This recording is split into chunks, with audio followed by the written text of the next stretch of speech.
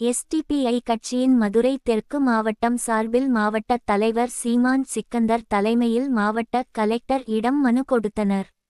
அதில் கூறியிருப்பதாவது: மதுரை மாநகரில் வைகை ஆற்று தடுப்பணை அடைப்பு, குடிநீர் மாசுபாடு, பழுதடைந்த பாலங்கள் மற்றும் சேதம் அடைந்த சாலைகள் தொடர்பாக உடனடி நடவடிக்கை மேற்கொள்ள கலெக்டரிடம் மனு அளித்தனர். கடந்த 2 மாதங்களுக்கு மேலாக மதுரை மற்றும் அதன் சுற்று வட்டார பகுதிகளில் உபயோகிக்கப்படும் குடிநீர் மஞ்சள் நிறத்தில் காணப்படுவதுடன் குடிநீர் குடிப்பதற்கு தகுதியற்றதாக இருப்பதாக பொதுமக்கள் தொடர்ந்து புகார் தெரிவித்து வருகின்றனர். இதனால் வயிற்றுப்போக்கு, தோல் நோய்கள் மற்றும் பிற உடல் நல பாதிப்புகள் ஏற்படக்கூடிய அபாயம் நிலவுகிறது.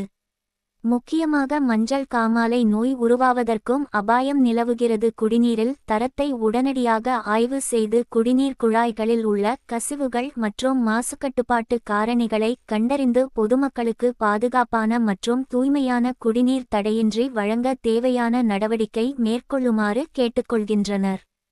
இதில் தெற்கு மாவட்ட பொதுச் செயலாளர் சாகுல் ஹமீது, வழக்கறிஞர் ரியாஜ் அபுதாஹிர், ஆருப் கான், லைலத்து, பிவி ஆசாத் அலி உட்பட ஏராளமான நிர்வாகிகள் கலெக்டர் அலுவலகத்திற்கு புகார் மனு அளிக்க வந்திருந்தனர். அவங்க டிஸ்சார்ஜ் ஆகி வந்திருக்காங்க. அவங்களுக்கு கிட்டத்தட்ட ஒரு 25,000 ரூபாய்க்கு மேலே செலவு. இது போன்று நிறையா மக்கள் சொல்லியிருக்காங்க, இதே மாதிரி பாதிக்கப்பட்டு இருக்காங்க. அதனால் கலெக்டர் உடனடியாக இந்த சுத்தமான தண்ணீரை வழங்க வேண்டும் என நாங்கள் கேட்டு இந்த மனு கொடுக்கறதுக்காக வந்திருக்கின்றோம். அதுபோக கூடுதலாக 3 கோரிக்கை மனுக்களையும் கொடுத்திருக்கின்றோம். ஒன்று, தெற்குவாசல் பாலம் அதிகமான மக்கள் பயணிக்கக்கூடிய ஒரு பாலம். அந்த பாலம் பார்த்தீங்கன்னா டேமேஜான ஒரு பாலமாக தொடர்ந்து இருந்துக்கிட்டே இருக்குது. பாலம் ஏறுற இடத்துலலாம் குண்டும் குழியுமா, தார் சாலையெல்லாம் ரொம்ப மோசமாக இருக்குது. அது ஒன்று.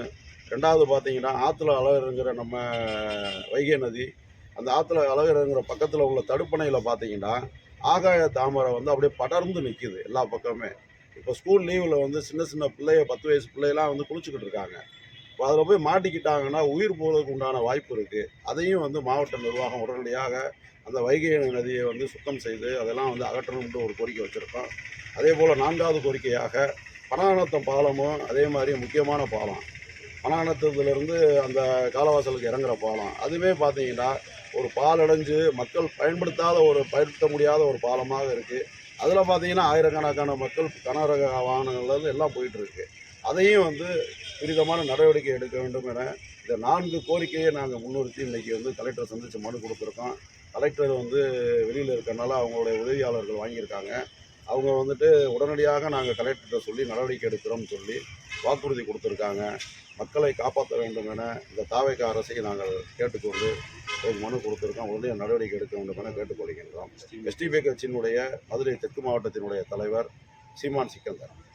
நன்றி, வணக்கம். அதனால 5 குழந்தைங்களுக்கு லூஸ் மோஷன், வாமிட்டு, காய்ச்சல்.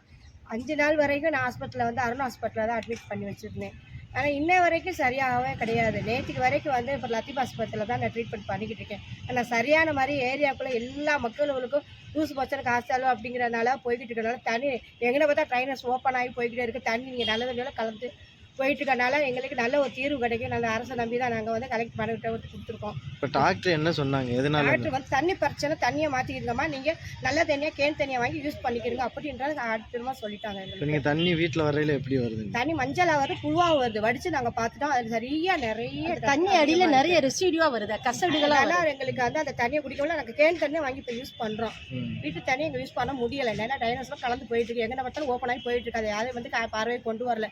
எல்லாரும் பார்வையை கொண்டு போயிட்டோம். நாங்கள் அதிகாரப்பூர்வமாக அதிகாரிகளை தொடர்பு பண்ணி கேட்கும்போது என்ன பண்ணுறாங்கன்னா, கீழே இருக்குது தண்ணி, அதனால் இந்த மாதிரி பாதிப்பு வருது, அதனால் கொஞ்சம் அனுசரித்து இது பண்ணுங்க அப்படின்றாங்க.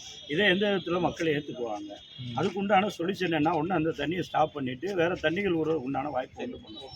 இதே தண்ணியை நீங்கள் கண்டினியூ பண்ணுங்கள், எங்களுக்கு வழி இல்லைன்னு சொல்லிட்டு அதிகாரி சொல்கிறாங்க. இது மக்கள் ஏற்றுக்கக்கூடிய ஒரு விஷயமா இல்லை.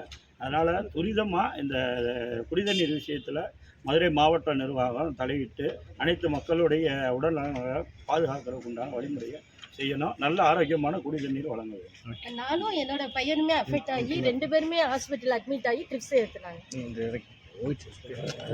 ஃபர்ஸ்ட்ல சொல்லுங்க.